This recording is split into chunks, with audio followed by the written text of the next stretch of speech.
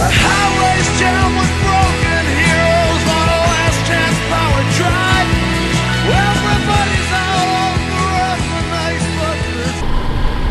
So I got this bike, the V-Strom, about a year ago, and I got it mostly because I wanted a fun touring bike that wasn't too heavy, and the fact that it could go off-road a little bit didn't even, it wasn't a consideration at all.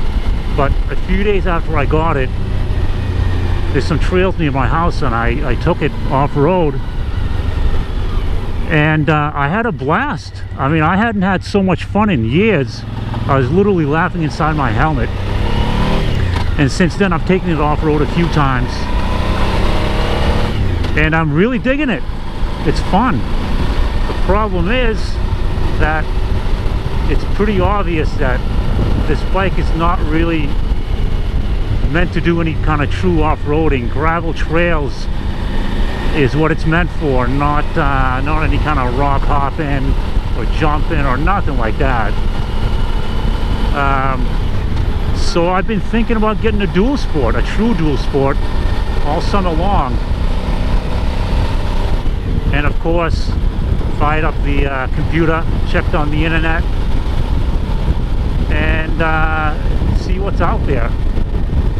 So I'm looking for something old and cheap, because chances are I'm going to drop it.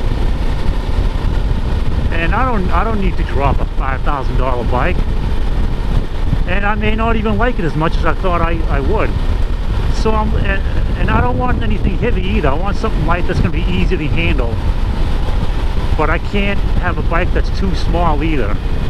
I'm a tall guy. I'm 6'3". That's about 190 centimeters. I don't think I'm going to fit on anything like a DR200. So I think I need a 250 size bike, 250, maybe a little bit more. So I started looking around, and it basically comes down to the four Japanese bikes: Honda, Yamaha, Suzuki, Kawasaki, and I know there's Husqvarna and KTM's out there too, but those things are hard to find and they're more expensive. So I started looking around, and what's Honda got? Honda's got the XR250, which they made for ages, and now they got the CRF 250, the CRF 230, and then the CRF 250, which is probably out of my price range, since I only want to spend $1,000, maybe $2,000 at most.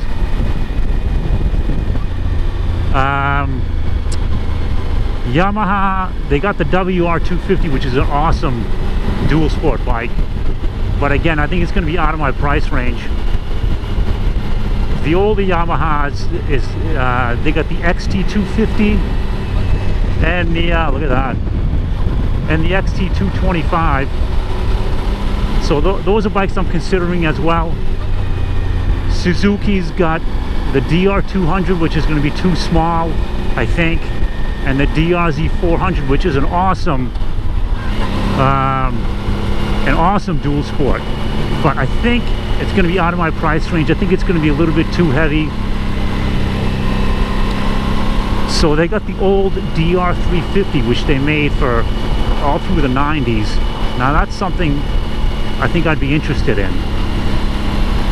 And Kawasaki, they got the KLX 250 and the KLR 250, and I also heard they got a KLX 300, and actually I think I heard that they got a KLX 400, which is like a twin brother to the DRZ 400.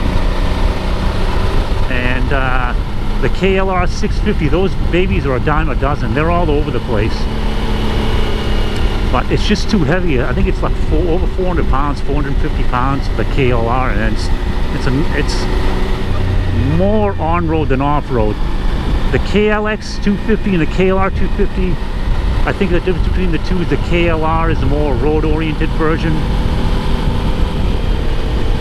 So those are the bikes I'm starting to look at. Now, something like the Honda CRF 250 is more like a motocross bike almost, and something like the DRZ 400 is more like a true dual sport. So I gotta kind of decide: do I want to go with the motocross bike? Do I want to go with the dual sport? And so that's what I'm trying to find out. I'm gonna go look at a few bikes, see what I like, and we'll see where it takes me. I know I need the bike to be road legal, because if I hear some trails, shit, road is closed. I didn't know that. Now I'm gonna turn around here. If I hear about some trails, a town or a couple towns over, then I want to be able to take the bike. Oh, what is that? I don't know where that goes. Let's check that out. But if there's some trails, a couple towns over, I want to be able to comfortably get over there on the roads. Well, this isn't a private driveway.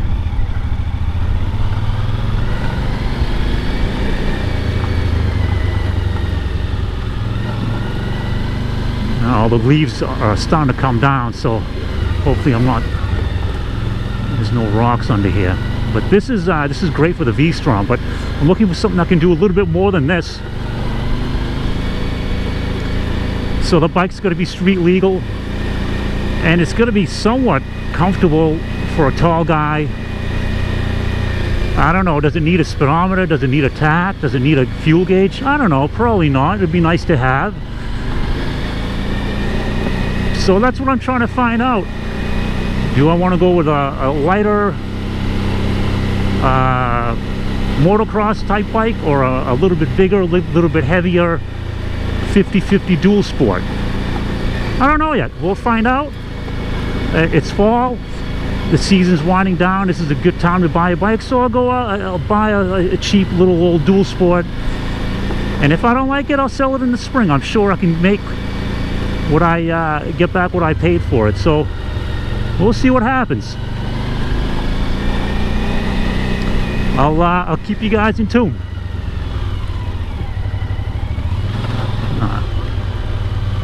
All right, guys, I think that's it for this video. I'm gonna keep on riding, see where this takes me. Take care. Highways jam with